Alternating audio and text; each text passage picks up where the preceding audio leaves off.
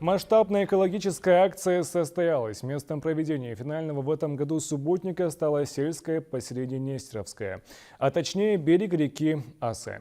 В мероприятии, прошедшем в формате фестиваля, приняли участие гости из федерального центра, в том числе директор Центра развития водохозяйственного комплекса Минприроды России и лидер акции «Вода России». Местных защитников природы возглавил глава Ингушетии.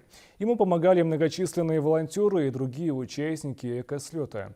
В целом же уборку территории в этот раз провели одновременно в 4 населенных пунктах республики. Более 2000 участников собрали 1424 мешка мусора, которые сразу сортировали на месте. Свою лепту в общее дело внесла и наша съемочная группа.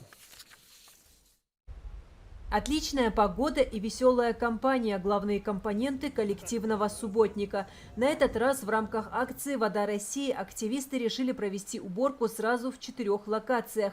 Ключевой точкой стал берег реки Асы, точнее участок в сельском поселении Нестеровское.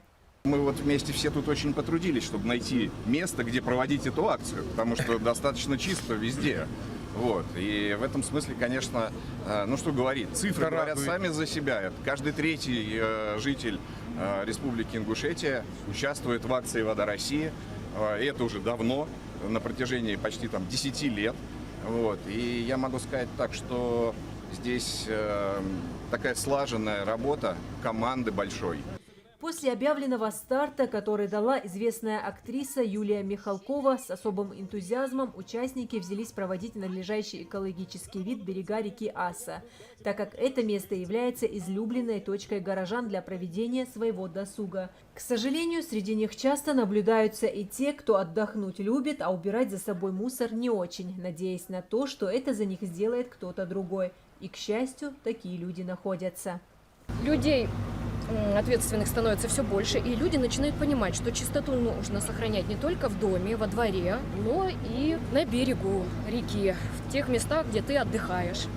Принес – забери.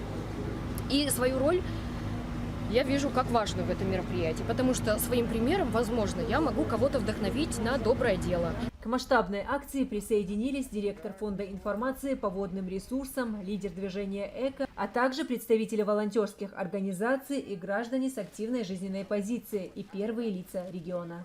Так хочется, чтобы не видеть вот этих мусора. А это же не сложно. Мне хочется огромное спасибо каждому сказать. И вы знаете, вы, наверное, сами убедились, у нас такие красивые места. Здесь только поддерживать.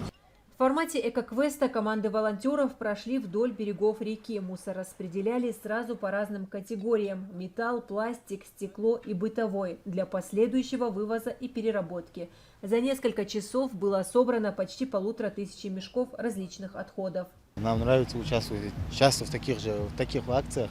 Мы участвовали, но такого масштабного еще у нас в республике не было. Акция «Вода России» является одной из крупнейших в России экологических инициатив. Уже 9-й год она объединяет более 8 миллионов людей из 85 субъектов для участия в масштабных субботниках.